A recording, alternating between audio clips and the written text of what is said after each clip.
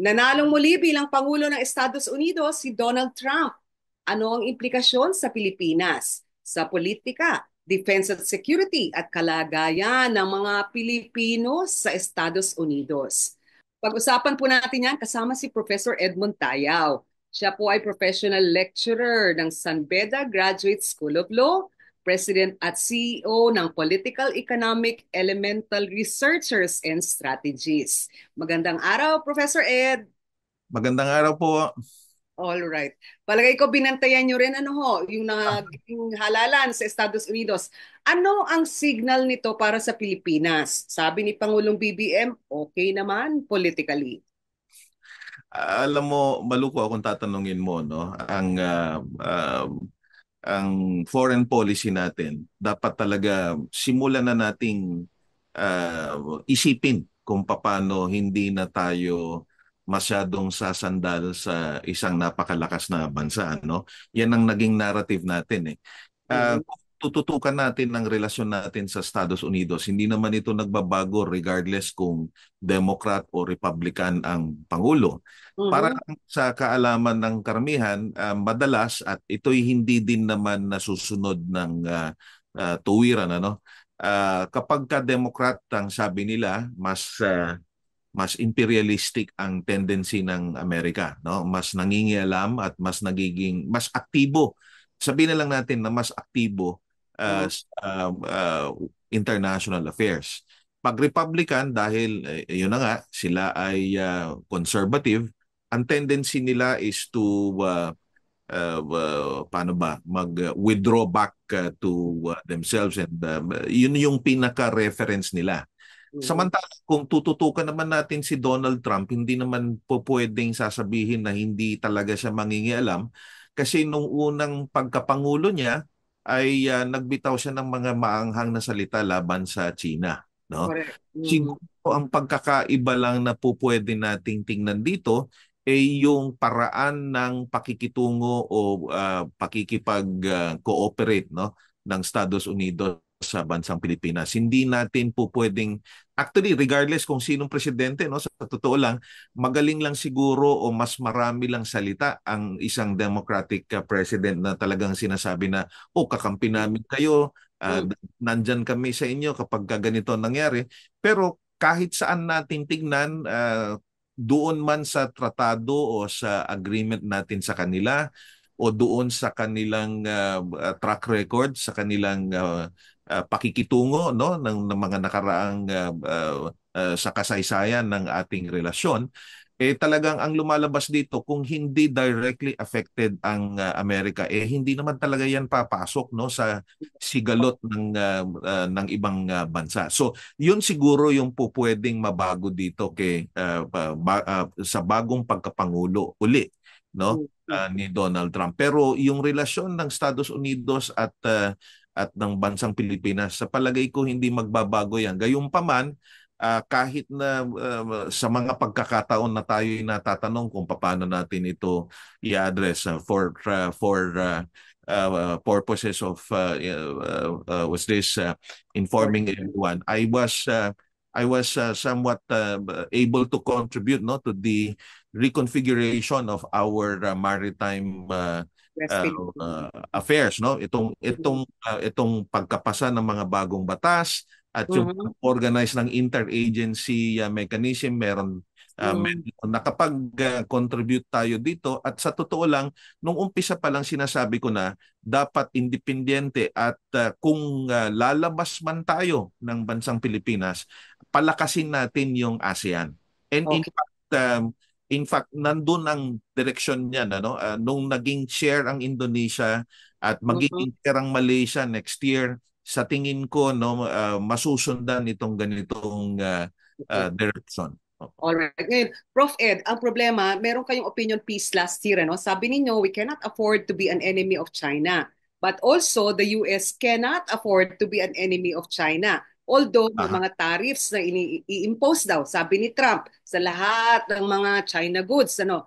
Pero, tinawag si Trump ng mga press dispatches na transactional president. Ibig Mhm. sabihin, galit siya sa China, economic affairs, ano po, yung trade relations. Pero kaibigan niya si Putin, kaibigan Mhm. niya yung mga si Netanyahu. Ibig sabihin medyo parang cabal of autocrats ang Aha. nabibuild na transactional league ni Trump. Aha. Ano ho yung tingin niyo doon? We cannot afford to be an enemy of China. The US cannot also afford to be an enemy of China. Saan tayo titingin ngayon ng tulong? Alam mo, sa totoo lang, wala naman akong maiisip na pangulo na hindi transactional. At the end of the day, of course, you have to deal with issues no accordingly kung ano yung nasa harap mo at ano yung mga implikasyon nito, no, anong magiging epekto nito, yun talaga ang magiging approach ng kahit na sinong pangulo, no, sa Estados Unidos man o dito sa atin.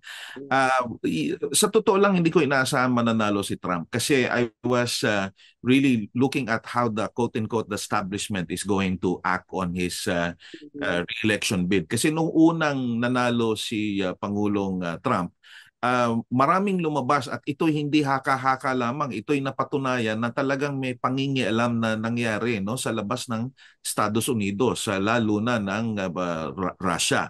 At na Mhm. meron kasing trend dyan, ano, hindi lang sa bansang Ukraine pero pa kahit yung naging botohan sa Brexit, napatunayan ng mga eksperto na talagang may pakikialam na ginawa ang Russia dito. Putin. Maraming Mhm. pag-aaral dito. So ang inaasahan ko noon bago halalan nitong huli lang, titingnang mabuti ito ng establishment nga at sisiguruhin nila na walang pangingialam na nangyari. Siguro wala talagang pangingialam at nanalo nga ito si Pangulong Trump.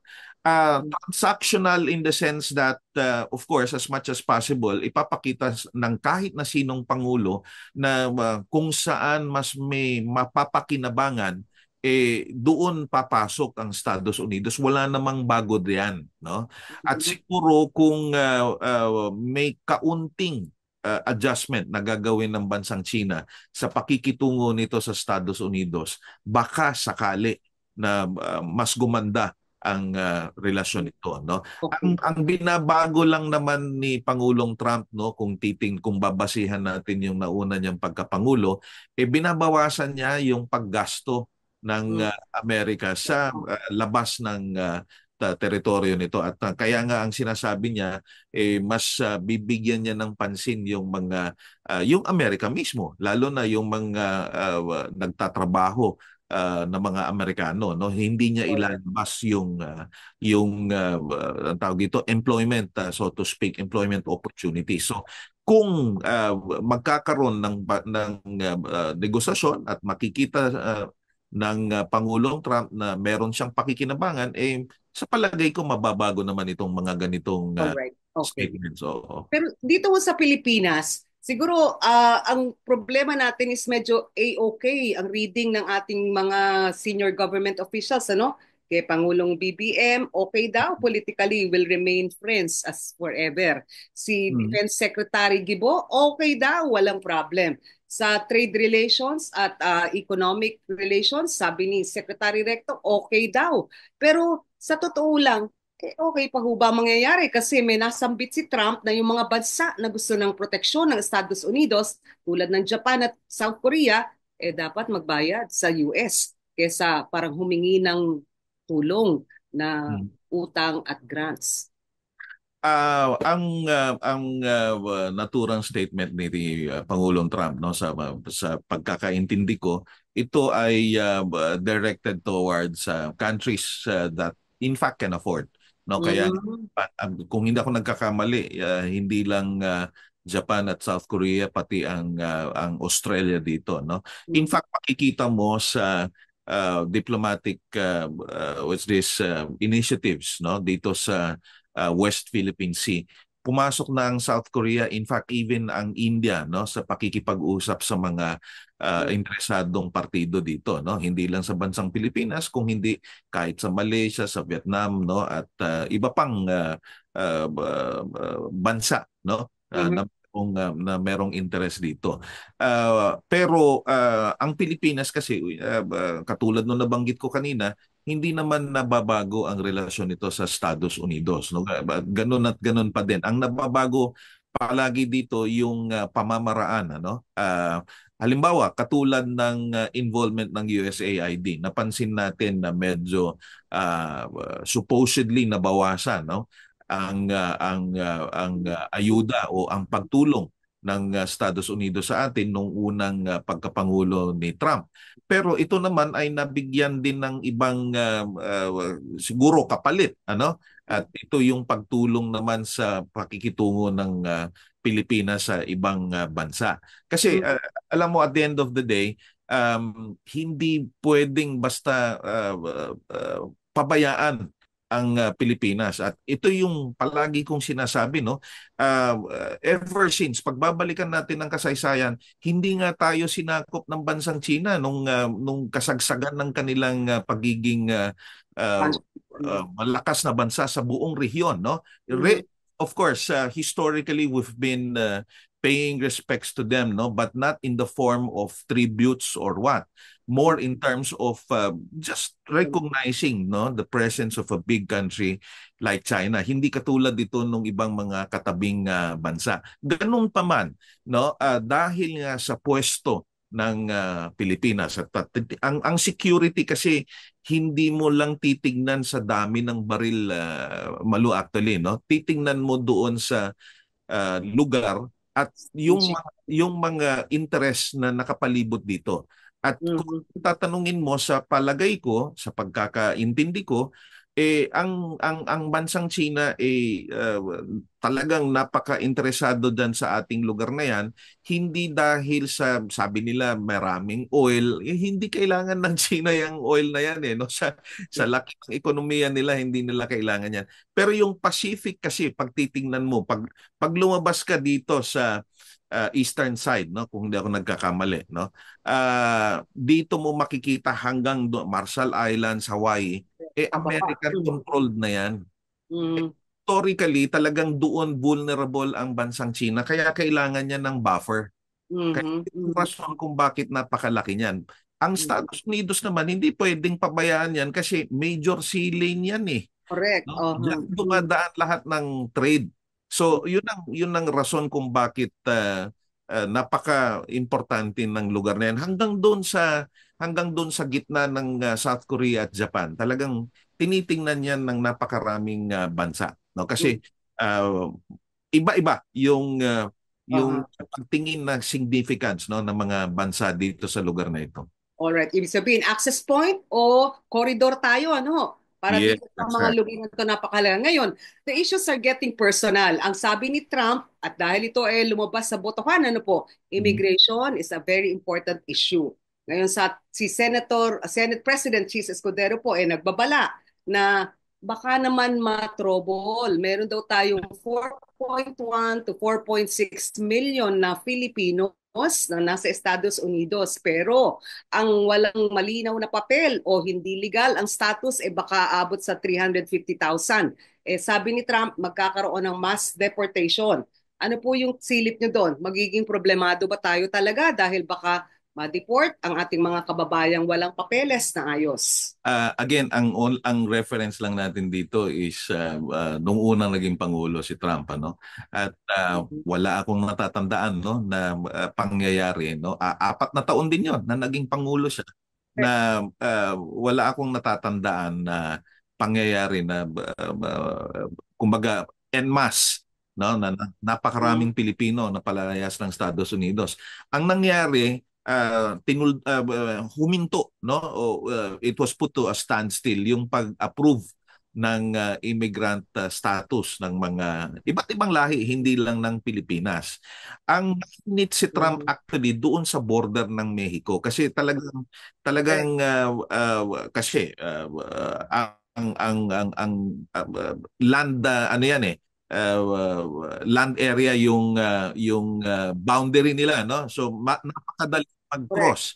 Not to mention, of course, that the major tracks, no, linking the rest of Latin America, no, to the US, diyan nang dumadaan. Kaya nga ang nangyari nung panahon nung unang pagkapanalo ni Trump, no, yung truck drivers ang unang-unang nag-react, no, kasi talagang kinokontrol sila. Ang problema, pag Mm, kinontrol mo naman yung flow dyan, pati yung trade ng goods and services, correct. Mm, apektado. Kaya hindi ganun correct. kasimple yun.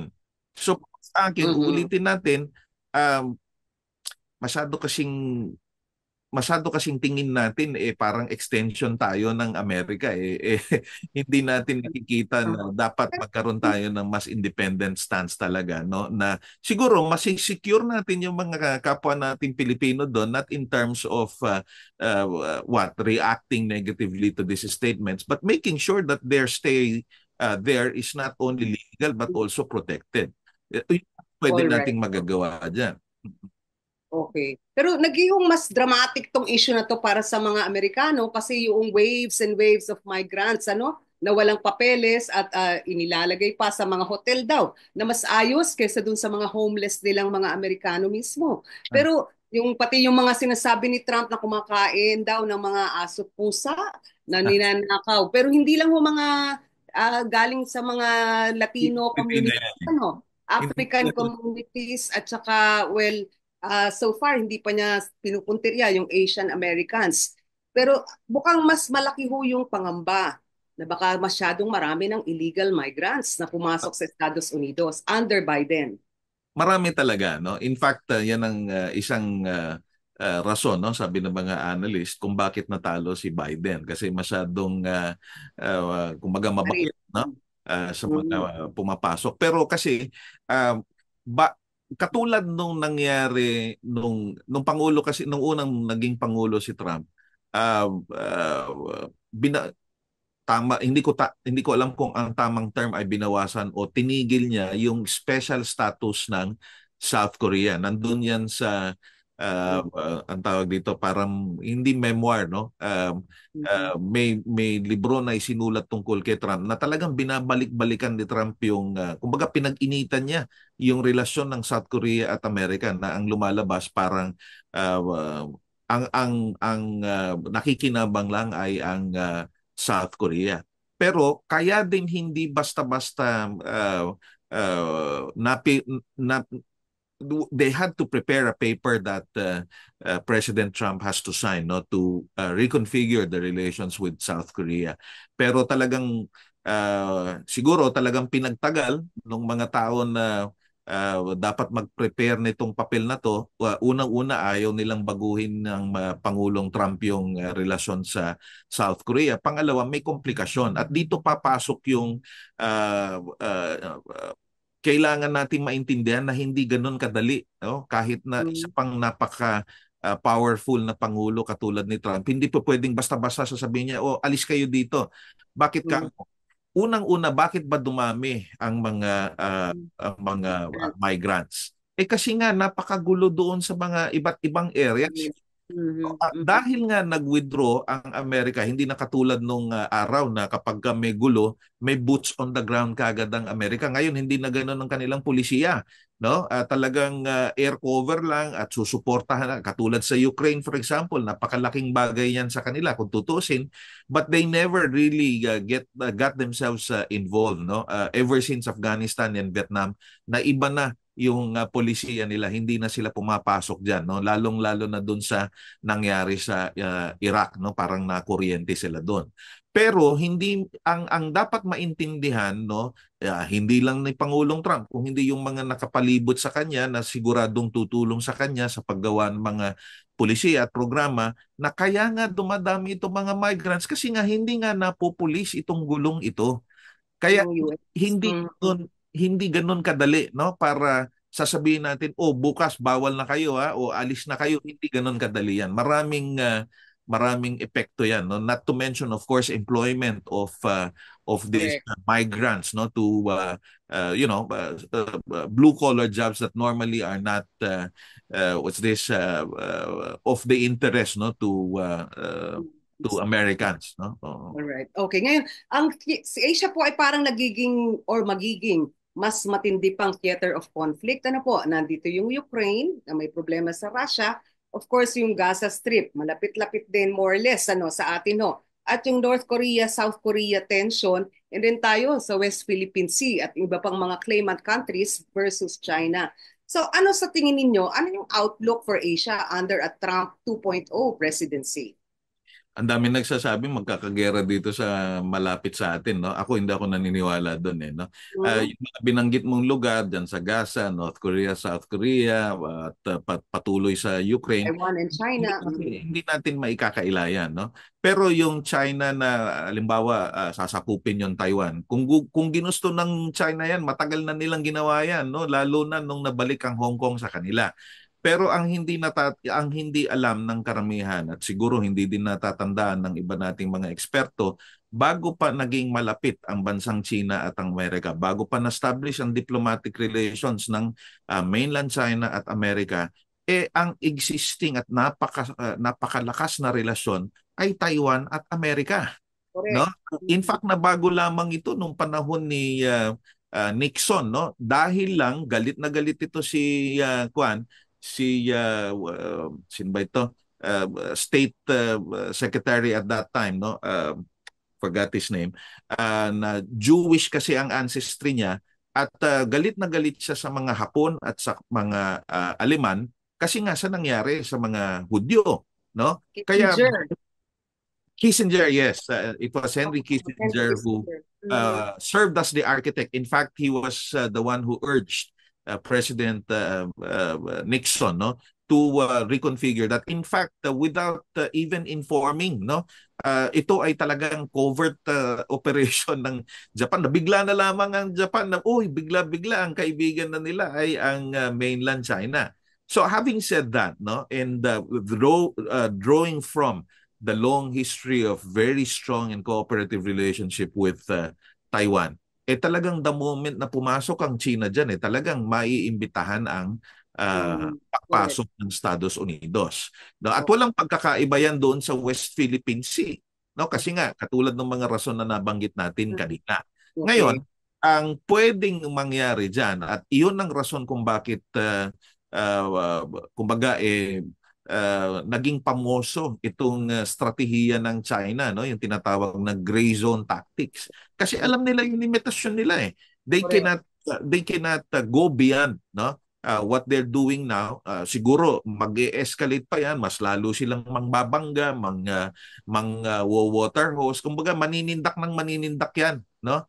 Pero to the point that there will be a shooting war, to my mind, that's very far. I'm not, of Okay. course, saying, Malu, that we are not supposed to do anything, no, Sure. to prepare, no. Mhm. We should prepare by all means. But what I'm saying is, it is not comparable to the same what's this theaters of war as you've identified earlier. All right. Ngayon, ang problema ho nung ilan, parang tipong yung mga appointments ni Trump, yung mga na-announce na, sabi ng mga tao nakakabahala. Si Elon Musk, ano po, si Robert Kennedy Jr. sa health. Tapos yung kanyang abogado na ngayon Deputy Attorney General. Ano ho yung silip ninyo sa mga appointments si Trump? Puro ba to, anong klaseng mga tao ang nailuklok doon? Bukod sa talagang Trump loyalist sila, ano yung political ideology na bitbit nila sa posisyon? I think it's actually a good mix, Malu, eh. Kasi katulad ni Robert Kennedy, hindi naman yan Republican sa pagkakatanda ko, no? Anti-vaxxer. Oo. So, sa madalit sabi, well, I'm inclined to think, of course, that whether we like it or not, whether in the United States o dito sa atin, ang isang pangulo ay talagang mag-a-appoint ng kilala niyang tao. Kasi yan naman hindi lang merit ang tinitingnan mo dyan yung confidence level din ang tinitingnan. Pero ang dapat nating maintindihan, no, ang kaibahan ng Estados Unidos sa Pilipinas, napakalakas ng kanilang career service. Hindi Mhm. dito sa atin na hanggang direktor ina-appoint ng Pangulo. Ano? So sa madalit sabi, ang policy direction hindi lamang nakasalalay sa Tuktok. isang secretary. At yan talagang fully supported ng professional bureaucracy. I'm not saying we don't have a professional bureaucracy, except that our professional bureaucracy is really very limited to the lower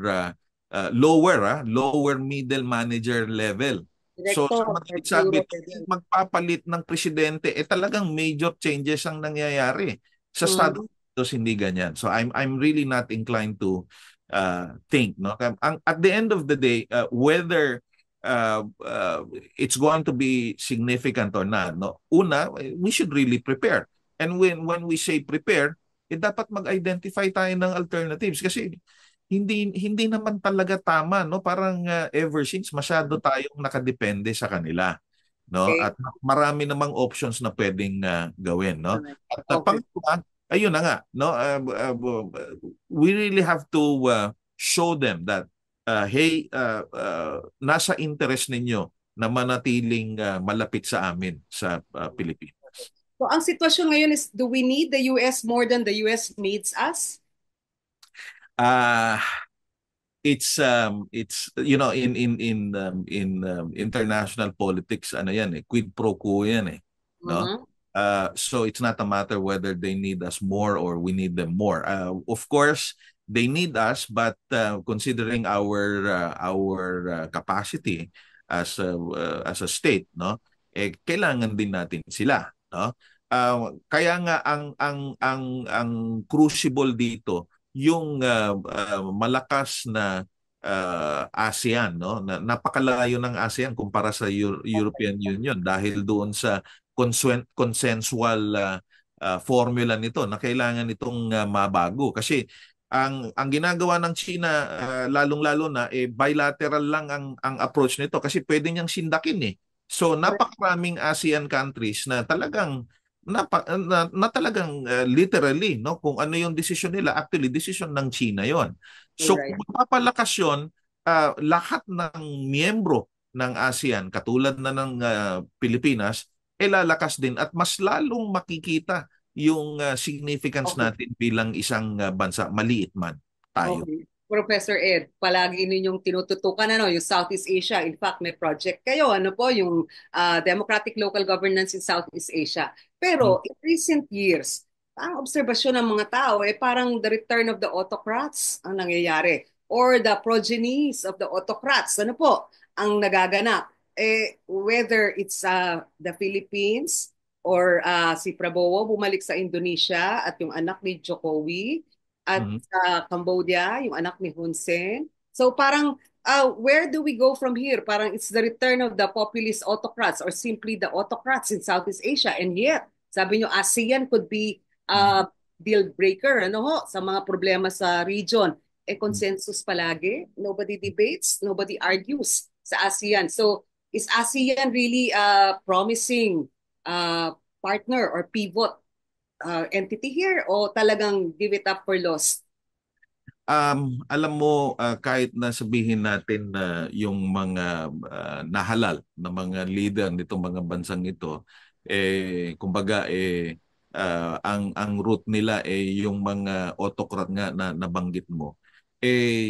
Ibang panahon na kasi ngayon eh.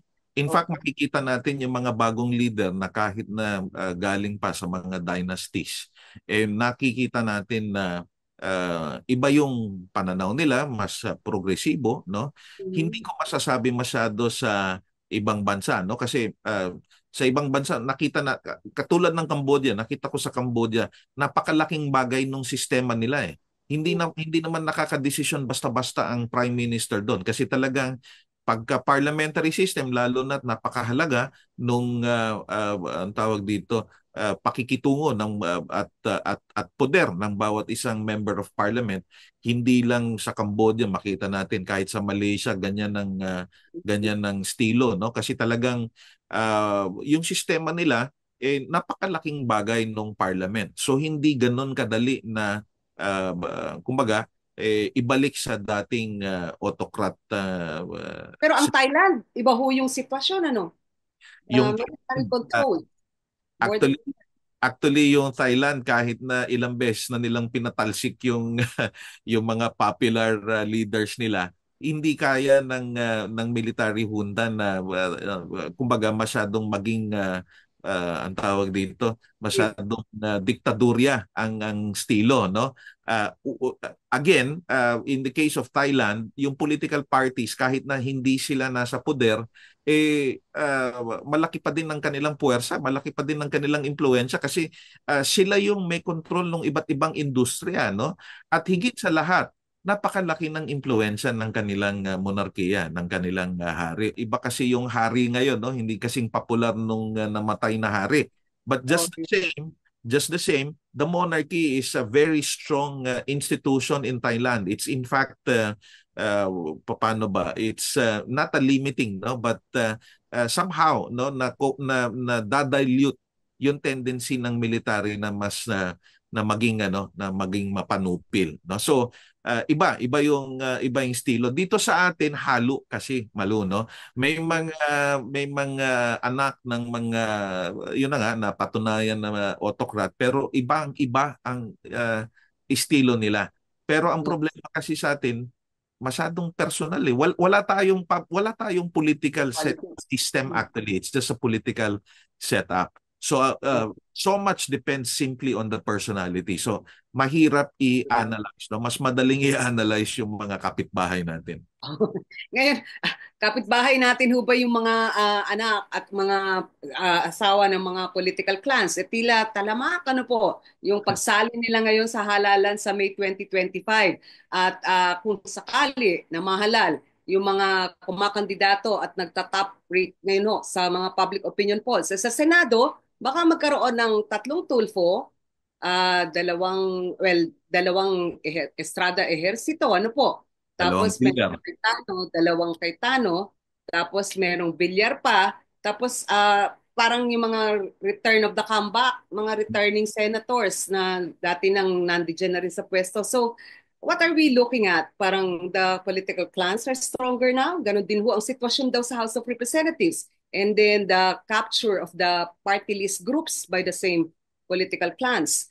Are we sliding down to uh, more difficult control or greater control by the political clans?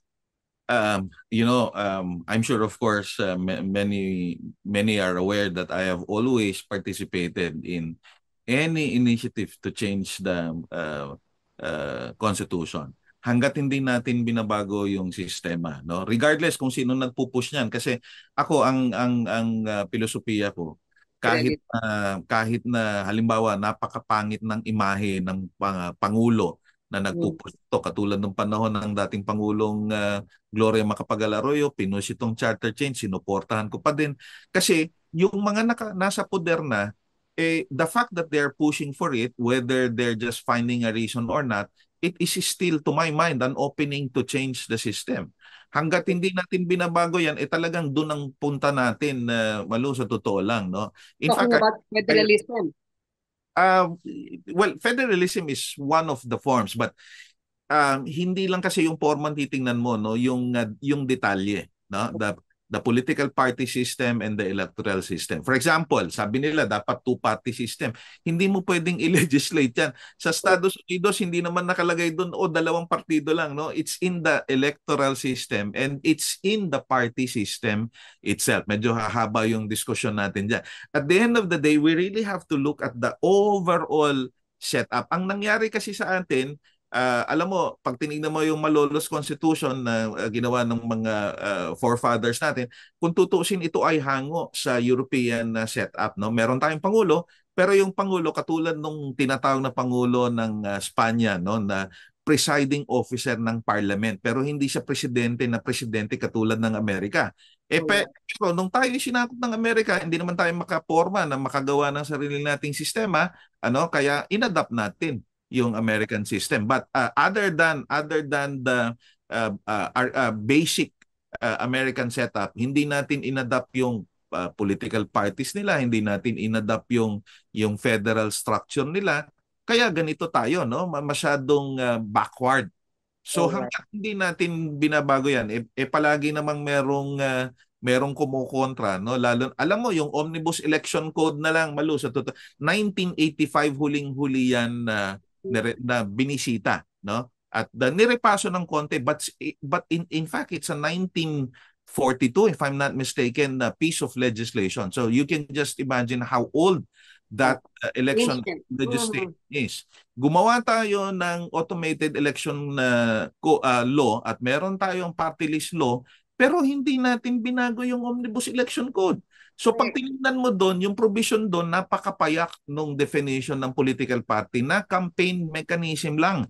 At sa totoo lang, nakakahiya, no? Napakaganda, ang ganda ng electoral code ng BARM. Ng Very farm. comprehensive, Alright. Oo, no? meron Kung, silang kung ganun membership sana yung gagawin mechanism, natin, yes, kung ganun ang gagawin senator natin sana sa representation na affirmative. that's I mean I'm not saying we adopt the parliamentary system. Of course, ultimately maganda sana 'yon, ano? But at the very least yung kanilang definition ng political party, significant Dynasty. political party, no? Anti-political dynasty, nandun lahat eh. Dito sa Or, atin sa national hindi natin nagagawa 'yan. So at the end of the day, uh, hopefully, no?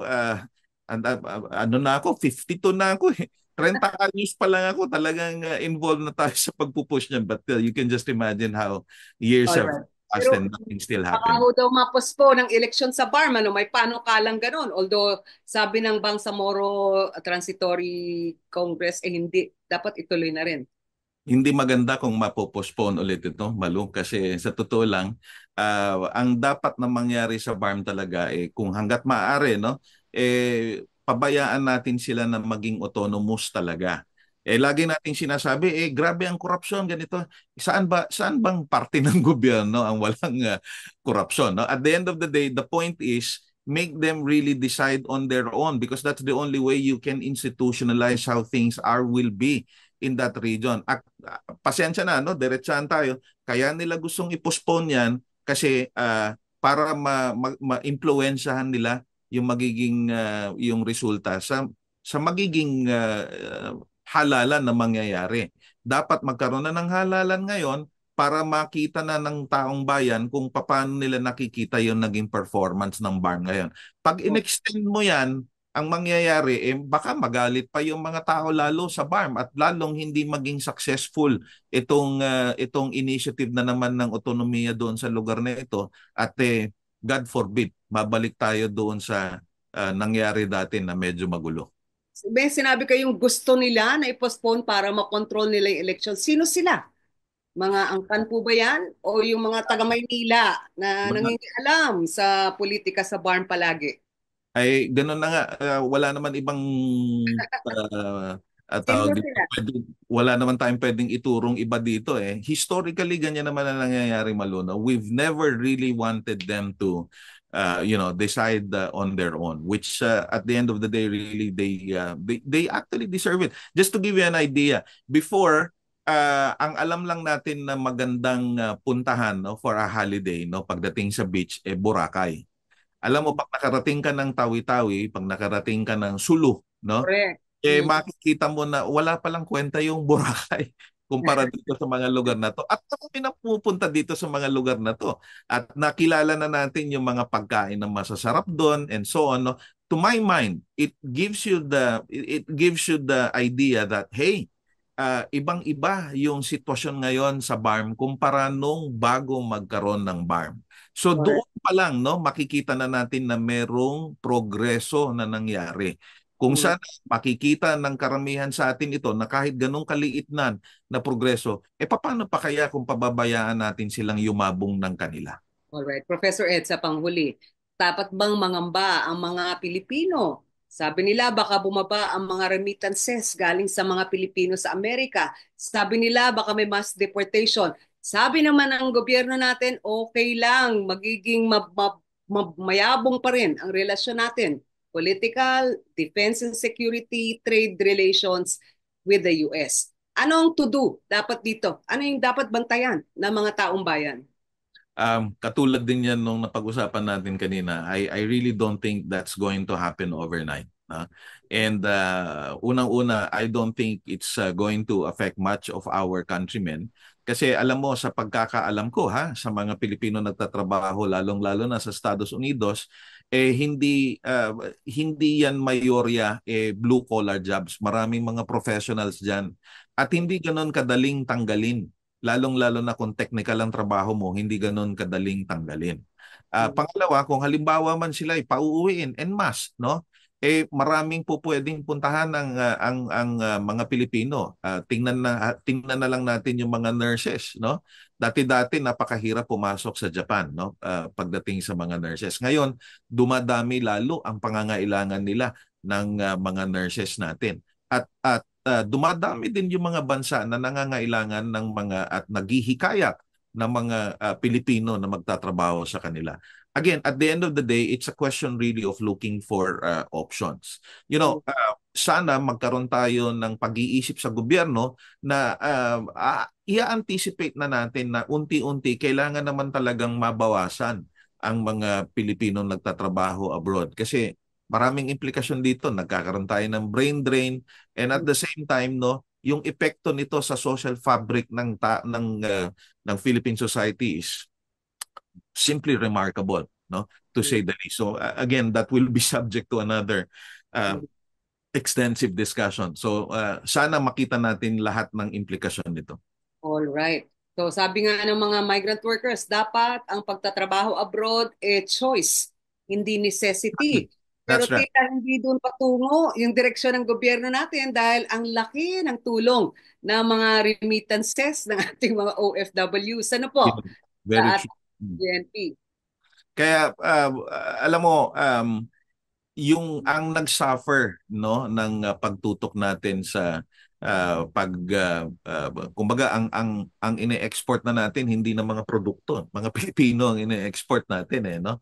Pero ang nag-suffer dito yung manufacturing capacity natin, no. At pag tiningnan mo ang mga industriya, kahit na may kapasidad tayo, dahil nga ang pinopromote ng gobyerno pagpapaalis ng mga Pilipino, nagsasuffer lahat nung industry na kung tutuusin, mas dapat tayong umaasa. So, yun ang rason kung bakit ang sinasabi nila, it should be a choice, no, for Filipinos to go and work abroad, no, instead of them being simply given no other option other than to go abroad. Alright. Lalo na po yung mga IT personnel natin, ano, mukhang ang daming nag-migrate abroad. Marami. Magaling ng mga Pilipino. Maraming mga technical jobs na talagang pinipirata sa atin, no? Alam mo, dati-dati halimbawa yung BPO, dati kalaban natin ng India diyan. Ngayon Correct. tayo na ang number one. Hindi Correct. dahil sa tinalo natin ng India. Kung hindi dahil ang India kumbaga umakyat na yung kanilang nilalabanan, hindi na lang BPO ang kanilang tinututukan, kung hindi yung pag-develop na ng mga kakaibang kumbaga high value industry na yung kanilang nilalabanan. Ano? Alright. Yun, nakapakupat din tayo sa service industry. Oh, at bilang source ng copper at at kung ano-anong kailangan for the new technologies na industriya, ano po. Actually, yung pinantambak ng China doon sa artificial islands dito sa atin galing. Anyway, maraming salamat po, Professor Edmund. Salamat. Salamat. Mahalaga po yung ating pinagkwentuhan at sana magdilang anghel kayo na wala dapat pangamba under Trump 2.0 presidency. Maraming Wala, salamat. Good day wala at akong ingat palagi, sir. Salamat po.